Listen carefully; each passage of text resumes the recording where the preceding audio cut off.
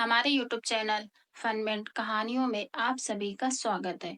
तो चलिए, आज हम आपके लिए लेकर आए हैं आपके मनपसंद चटपटे जोक्स। रोगी बोला, डॉक्टर साहब, मैं गरीब आदमी हूँ, आपकी फीस नहीं दे सकता। अगर आपने मेरा इलाज मुफ्त में कर दिया तो मैं कभी आपका काम मुफ्त में कर दूंगा। डॉक्टर बोले, तुम क्या करते हो? रोगी ने कहा, जी शमशान घाट पर लाशें जलाता हूँ।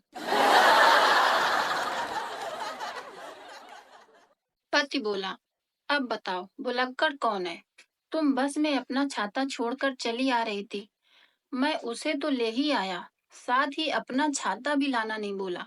श्रीमती जी बोली, मगर श्रीमान, घर से तो हम में से कोई भी छाता लेकर नहीं चला था।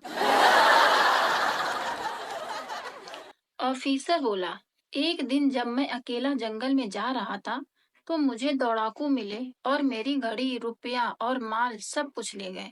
हमीद बोला, लेकिन तुम्हारे पास तो पिस्तौल भी था। ऑफिसर ने कहा, हाँ था तो, मगर उस पर उसकी नजर नहीं पड़ी। रमेश बोला, मुझे लगता है मेरी पत्नी मेरे साथ बेवफाई कर रही है। अमित ने पूछा, वो कैसे? रमेश बोला, कल रात वह देर से घर लौटी। मैंने पूछा कहाँ गई थी, तो उसने कहा नजमा के घर गई थी, जबकि नजमा के घर पर तो मैं था।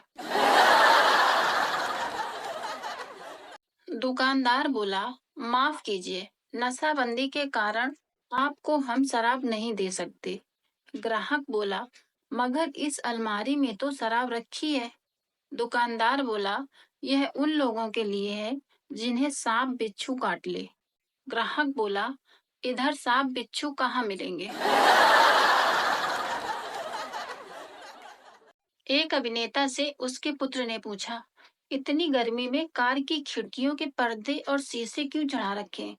अभिनेता बोला, अगर पर्दे और शीशे गिरा दिए तो लोग क्या कहेंगे कि इतने बड़े स्टार के पास एयर कंडीशन गाड़ी भी नहीं है। होटल में एक जोड़ा हनीमून के लिए ठहरा हुआ था। पति देव अपनी कह रहे थे, मुझे तुमसे मोहब्बत है, तुम मेरे दिल की रोशनी हो, तुम मेरी जान और आत्मा की रोशनी हो। तभी पास के कमरे से आवाज आई, रोशनी बंद करो, आधी रात हो गई है। बीवी भावुक होकर अपने पिया से बोली, अगर मैं मर जाऊं तो वादा करो कि कभी कभी तुम मुझसे मिलने मेरी कब्र पर आया करेंगे।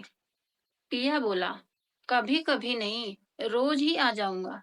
कब्रिस्तान मेरे ऑफिस के रास्ते में ही पड़ता है। चेतन बोला, अपने घर में हम भी कोई होते हैं। रवि बोला, क्या सचमुच?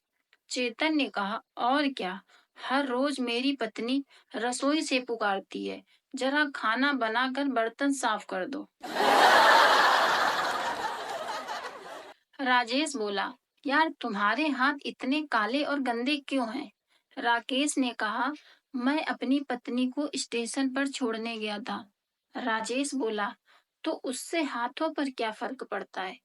राकेश ने कहा, यार मैंने गाड़ी के इंजन को शाबाशी दी थी। मेरे जोक्स आप लोगों को कैसे लगे हैं, प्लीज कमेंट में लिखकर जरूर बताएं और मेरे वीडियो को लाइक, शेयर, चैनल को सब्सक्राइब भी करें।